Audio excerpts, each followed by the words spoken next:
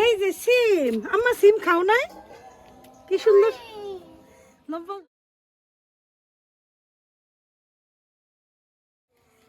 আম্মা তোমার খুন্তি দেয়। কাল আমার বাপ তুমি মোড়া দিয়ে আইছে গোসল করবো। ওরে সোনা, দাদুকে হেল্প করো একা করে। ভালো লাগে না, আমার ছেলের রুমটা একদম খালি। তোমাকে দিচ্ছি ফুল। যে মা তিনটা সন্তান নিয়ে কত সুন্দর দিন কাটাতো, তার দুইটা সন্তানই কাছে নাই। বুঝছে চা এইটা দিই না, আমার এতগুলো কাম না।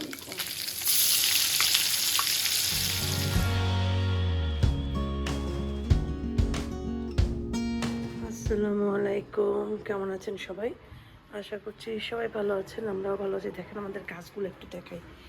শীতে কিন্তু গাছ, এদিকের গাছগুলো কিচ্ছুই হয় না। দেখেন এই একটা বড় একটা আগে তো কুমারী, এইখানে অ্যালোভেরা যে কি সুন্দর হয়েছে অ্যালোভেরা, এই পর্যন্ত এত বড়। এই ব্যালকনিটা বেশি একটা আমি আসিই না, আর এখন তো আসিফ নাই দেখে আমার মন খারাপ থাকে, সবসময় বেশি আসেই না। আসিফের পেট আসিফের সব কিছু ভাবেই আছে।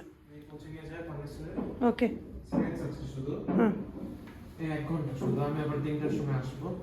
ওকে, তুমি কোথাও যাবে? সন্ধ্যায় যাব। আল্লাহ হাফেজ, সাবধানে যাই আব্বা। দোয়া পড়ছিলা? বাস, আল্লাহ হাফেজ। আল্লাহ হাফেজ। এখন বাজে 1:30, 2টায় ওর কোচিং আরম্ভ, 3টায় শেষ। আমি এখন করব,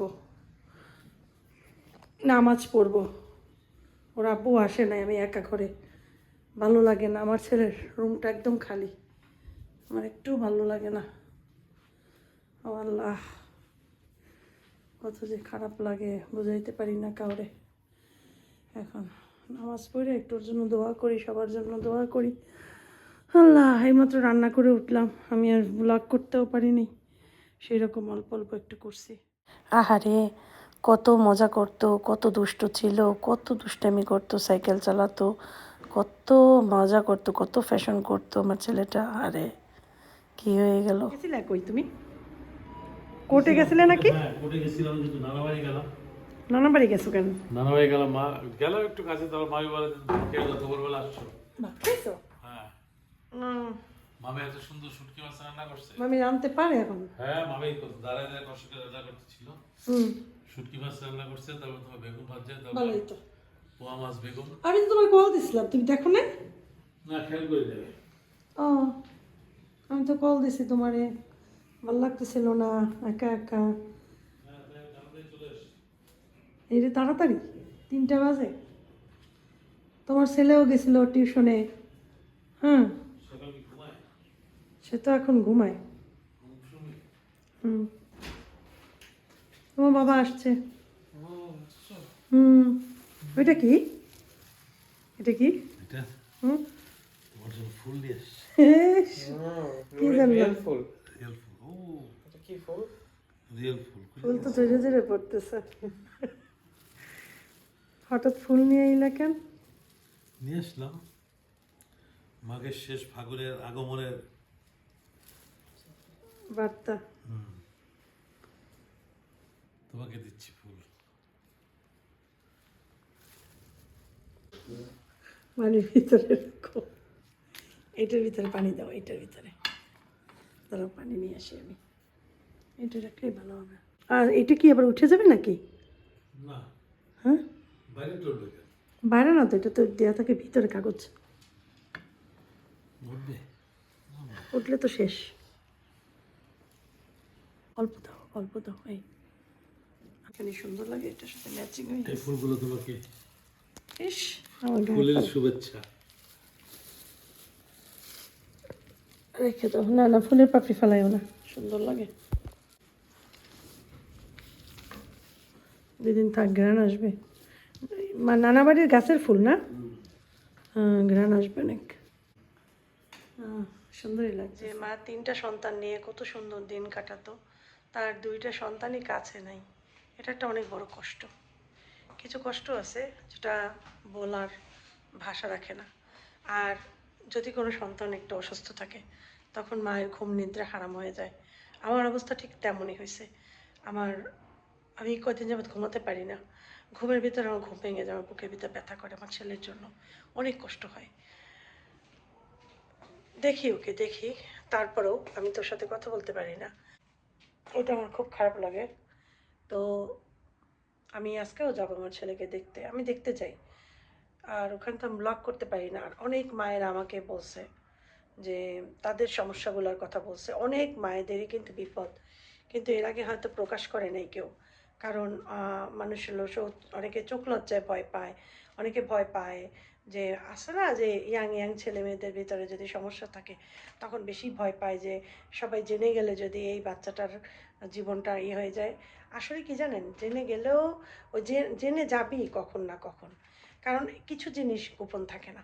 সেজন্য আমি মনে করি কি জীবনে কোনো জিনিস নিয়ে কখনো লুকানো, আমি আমার যেটা বুঝি আমি আমার দিয়া কোনো অসুস্থ হলে বা কিছু হলে এটা লুকানো উচিত না, বরং ফ্লাশ করা উচিত। তারপর যদি আল্লাহর রহমত থাকে আপনার উপরে, আল্লাহর রহমতের সাথে সাথে মানুষের যদি সিম্প্যাথি কাজ করে, রহমত কাজ করে, সব কিছু মিলে আপনি ভালো থাকবেন, কারণ আপনাকে সবাই দোয়া করবে, এই একটা কথা। তো আমি আমার ছেলের কথা বলার পর যেই পরিমাণ দোয়া আমি পাইছি, যারা মক্কায় যায় বাংলাদেশ থেকে বা অন্যান্য দেশ থেকে, আমার ভিউয়ার্স, তারা যেই আমার আসেফের জন্য দোয়া করে, আমার তিনও ছেলের জন্য দোয়া করে, আসেফের জন্য বিশেষ দোয়া করে ও যাতে সুস্থ হয়ে যায়। তো এটা একটা বড় পাওয়া। সেদিনকে আমার এক ভিউয়ার্স বোন, ও এক আমার বোনই, ও বাংলাদেশ থেকে গেছে মক্কায়, বলছে আমি আপু সবসময় কাবায় যেয়ে তোমার ছেলের জন্য দোয়া করছি, এমনকি যেদিন আসবো বিদায় তাফ করছে তখন যে কাবায় গেছে তার সন্তানদের ভিতরে নাকি আমার ছেলের কথাও মনে পড়ছে, দোয়া করছে। এটা একটা বড় পাওয়া, এটা আমি আলহামদুলিল্লাহ পাইছি। আপনাদের আসলে এত ভালোবাসা আমি পাইছি যেটা বলার মতো না। তো যেটা বলতে গেছিলাম, ছেলের জন্য খুব খারাপ লাগে, খুব মায়া লাগে। ছেলেটা তো আমাকে দেখতে পারবে না বেশ অনেক দিন, 40 দিনের মতো। এরপরে আমাকে দু একজনে কমেন্ট করেছেন যে এই যে দিছেন জায়গা ভালো না হয় বা এরকম, তো সবসময় কমেন্টে বলা যায় না, তো আমি যেটুকু বলার বলেছি, জেনে শুনেই আসলে দিয়েছি। কারণ হচ্ছে গিয়ে বাকিটা আল্লাহর হাতে, আমরা পরিচিত জেনে শুনে তারপরে দিয়েছি। বরিশালে অনেকগুলো আছে, অনেকে আমার কাছে জানতে চাইছেন কোনখানে দিয়েছেন, তো সেটা তো আমি আসলে বলবো না, গোপন থাকাই বেটার, তো সেজন্য বলবো না। তবে অনেকগুলোই আছে, আপনারা যারা জানতে চান খোঁজ নিয়ে দেখতে পারেন। অনেক জায়গায়, পুরো বরিশাল ছোট একটা শহর, খুঁজলেই পাবেন। ভালো লাগে না, এইটাই আমার মেইন কথা। এখন আমার কথার ভিতরে একটাই সুর, ভালো লাগে না। তো হয়তো এটা আস্তে আস্তে সহ্য হয়ে যাবে, ঠিক হয়ে যাবে। দোয়া করবেন, সব কিছুই এক লেভেল থাকে না, লেভেল চেঞ্জ হয়ে যায় আস্তে আস্তে, এটাও চেঞ্জ হয়ে যাবে। কিন্তু কষ্ট যেখানে ওখানেই থাকবে, কিন্তু একটা মানে পরিবেশের কারণে চেঞ্জ হয়ে যাবে। এই যে এখন ভালো না লাগলেই বাসা থেকে চলে যায় আসেফের আব্বুর সাথে, কোথাও না কোথাও একটু ঘুরে আসি, ভাই বাবার বাসায়, নয়তো একটু রাস্তায় ঘুরি, নয়তো একটু চা খেতে যাই, হ্যাঁ মামার বাসায় যাই, মানে আমার মামা শ্বশুরের বাসায়, মামামিকেও দেখা হয়। সব জায়গায় যেতে ইচ্ছা করে না, সব জায়গায় যাওয়ার মনও নেই এখন আর। আর আমার এই সমস্যার সময় যারা আমাকে খুব বেশি মানে খবর নিয়েছে, সব সময় আমাকে বাসায় এসে দেখে গিয়েছে, আমি তাদেরকে সারা জীবন মনে রাখবো। যারা আমাকে এই মুহূর্তে আমার কাছে এসেছিল, আমাকে জড়িয়ে ধরেছে, আমার কষ্টটা তারা নিয়েছে, তারাই একমাত্র প্রকৃত বন্ধু আমার বা আমার আত্মীয়, আমি তাদের মনে করব এবং তাদের কথা আমি সারা জীবন মনে রাখবো, এই আর কি।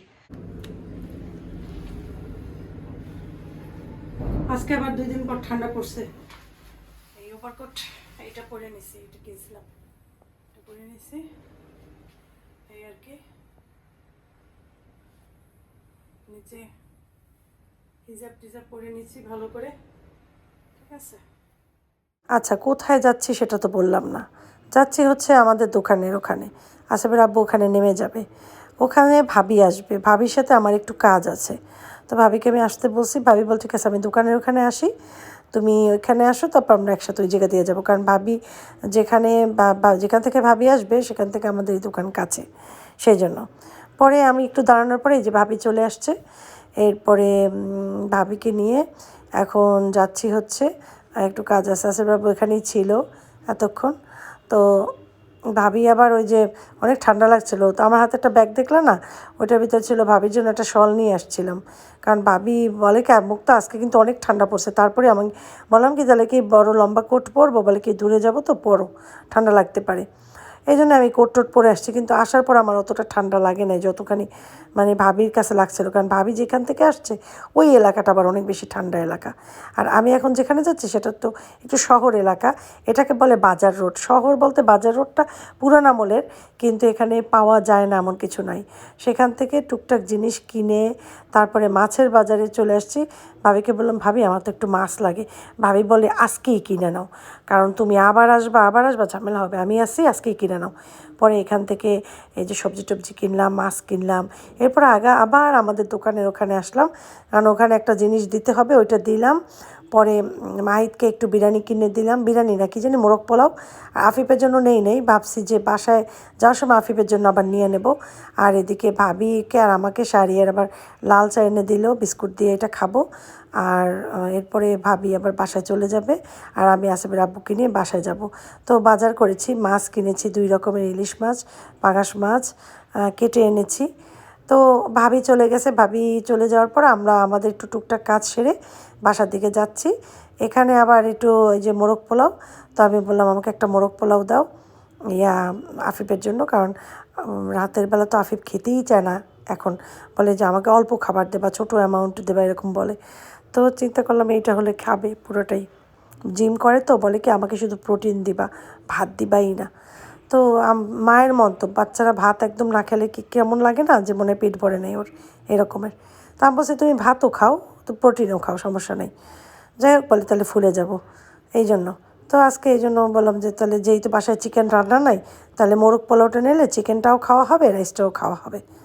এরপরে এই যে বাসার দিকে যাচ্ছে, এখন বাজে হচ্ছে 9টার দিকেই আমরা বাসার দিকে রওনা দিলাম। ইলিশ মাছ নিয়ে আসছিলাম কয়েকটা।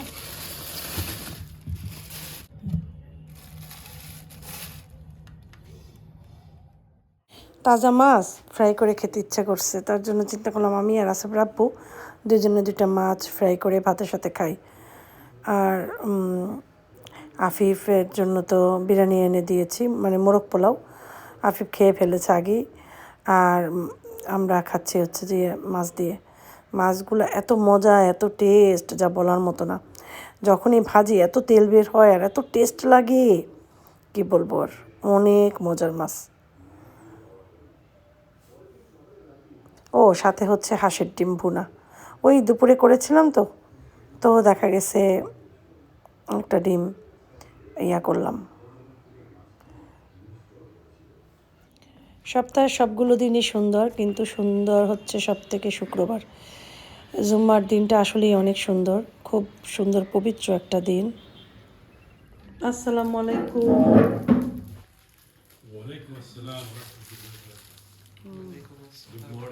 Good morning. নাস্তা খাইতে বসলাম। এগুলা কি সুন্দর লাগে দেখতে এখন, ওয়াও। রুটি ঠান্ডা।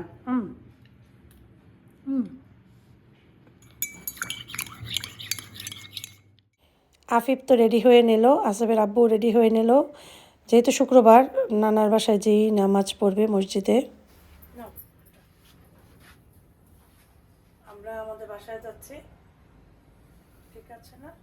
আসিফের আব্বু আগেই চলে গেছে নিচে, এই আর কি। এখন আমি আর আফিফ আমরা যাচ্ছি বাসায়। ঠান্ডা আছে, নেই সেটা না, ঠান্ডা আছে।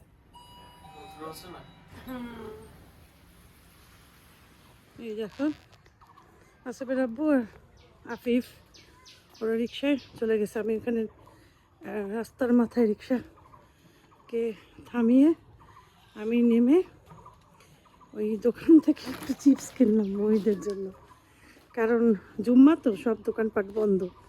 সিঙ্গারা আনবো করে, সিঙ্গারা আর পারলাম না। আম্মা আবার মুরগির অর্ডার দিয়েছিল, যার সময় একটা মুরগি নিয়ে এসো। এই তা আম্মু আচ্ছা ঠিক আছে, এই জন্য আসিফের আব্বু আগে গেছিলো মুরগি কেনার জন্য।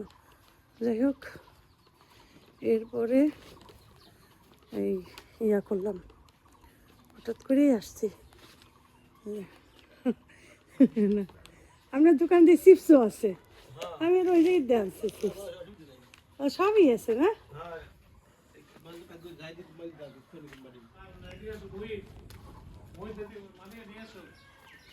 দেখো তো কে পুতি কে দেখো তো হুতি হুতি হুতি আছে হুতি আছে দরজা কি আটকাই না নাই আসো অনেক কোথায়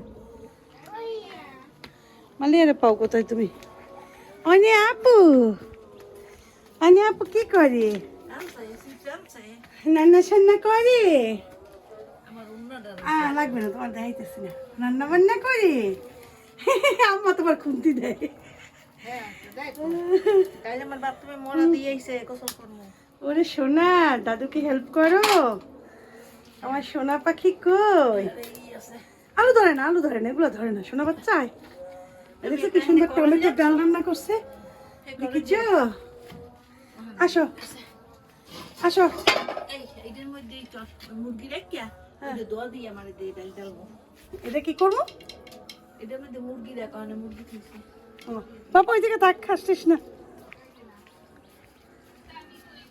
মালিয়া কি কইছে এটা মুরগিটা ডালতে কইছে একটু ডাল তো কি কইছে বুঝি ফুল পড়ছে মালিয়া কত ফুল লাগাইছে এই যে সিম আম্মা সিম খাও নাই কি সুন্দর লম্বা দুইটা পাঁচটা দুইটা কোনটা দুইটা মা কোনটা দুইটা বলো তো দুইটা পুঁতি লাঠি লাঠি থাক লাঠি তো সমস্যা নেই এই দেখো একটা গাছ পাথর চুনা গাছেও ফুল ফুটছে হ্যাঁ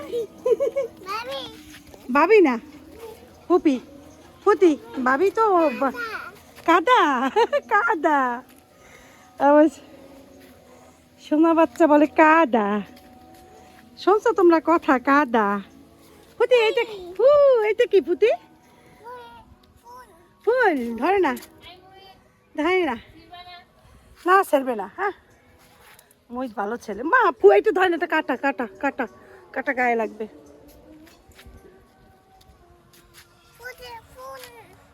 ফুটি ফুল ফুটি না আল্লাহ পোকা ভাউ এটা একটা ভাউ এই তোর তো বিয়া মালিহা বিচ্ছায় তোর গাছ খায় বিচ্ছা বিচ্ছুয়া পুতি কি কই ফুল পুতি কোন নুমে ফুল দুইটা দুইটা ফুল কত বড় একটা ইয়া দেখছো আমাদের বাঁশঝাড় দুইটা ফুল ফুটি ফুল আসি আসি আসো মা চলো আসো পুপির হাত ধরে রাখতে হয় এই পেজ আসো দাদা ওই দাদা আম্মা কাদারে বলতেছে ওই দাদা ফুটি ফুল ফুটি এই যে ফুল ধরবে না ধরে না এগুলো কাটা কাটা এটা সুন্দর ফুল হয়েছে ও মাশাল্লাহ ওই শোনা বাচ্চাটা পোকা দৌড় দেয় পোকা নাকি দৌড় দেয় এই দেখো মুখি কাটবে ফোন আমি গোসল করবো না ও মরা রেখে দিচ্ছে বাথরুমের ভিতর নিয়ে সত্যি শোনা এদিকে তাকা তো এদিকে তাকা আমি গোসল করবো এই যে মুরগি এটা কি মা এটা কি চিকেন এই যে চিকেন তোমার জন্য চিকেন তুমি চিকেন খাবা এই যে চিকেন তোমার জন্য তুমি এখন খাবা চিকেন দিয়ে ভাতু গুতু তুমি ভাতু গুতু খাবা চিকেন দিয়ে আবার ফুল দিছি সোয়াদের বুয়া তুমি আটতে তো যায় ওরে নামে করবে কি আম্মাই তো রাঁধতে আছে খুঁতি খুঁতি দুষ্টামি কই না দেখে তো চিপস খাস এইসব চিপস খা ভালো না আর খাবি না আর নিয়ে আসবো না চিপস এর পরতিয়া ওই যে পুতি চিজ আনছে আর মায়া লাগে এই জন্য আনি বেশি তো আনি না এই জন্য তাই 2 প্যাকেট আনছে 1 প্যাকেট রেখে দিছি দেইনি এই ভিতরে বলছে সবাই নিয়ে খাও সবাই নাও হ্যাঁ এই যে থ্যাংক ইউ আব্বাই নেছে আমি নি সবাই নিছি আমরা ওই একটা দুইটা খাইতেছে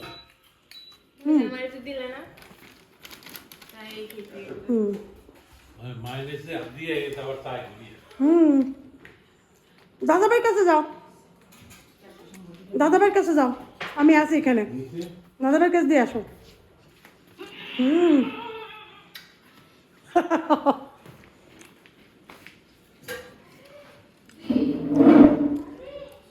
বাবা ভাবি না না না আমি যাবো আমার সাথে যাবে জলদি দাদাভাইয়ের কাছে যাও দাদাভাই চিপস দিয়ে আসো যাও দাদাভাই একটা চিপস দিও দাদাভাই কাঁদতেছে না দাদাভাই দিয়ে আসছে পড়ো যাও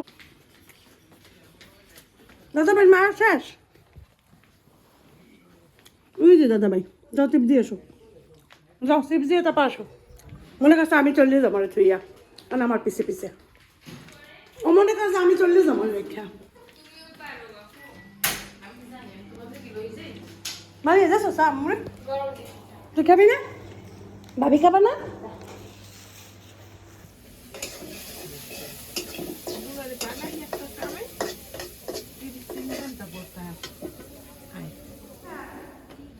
ভাবি একটু পেঁয়াজ কুচি লাগবে আর একটু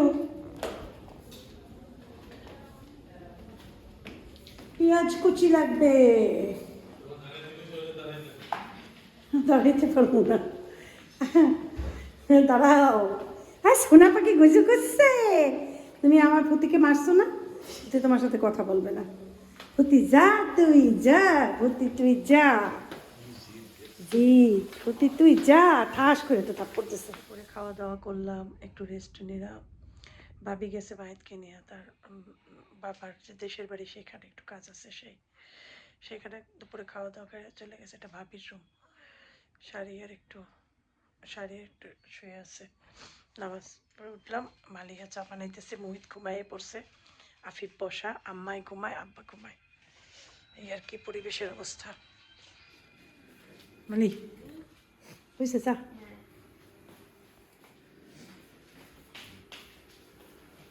চা খেয়ে তারপর বাসায় রওনা দেব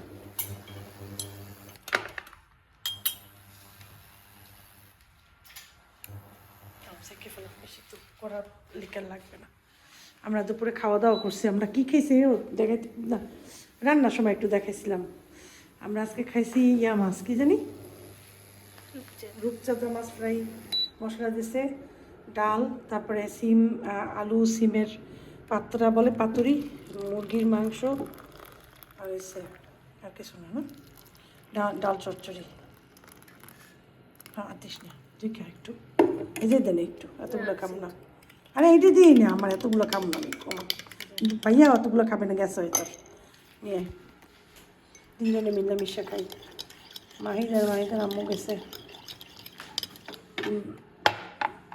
ভাবির দাদা বাড়ি না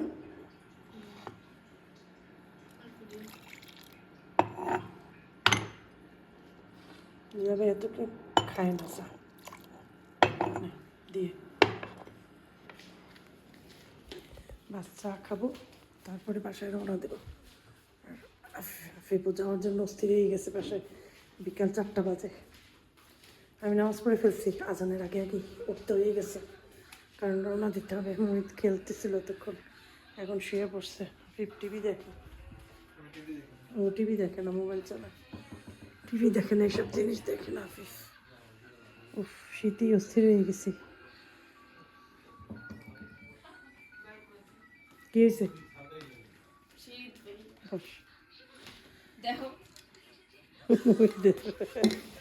কত খেলনা কত কিছু খেলনা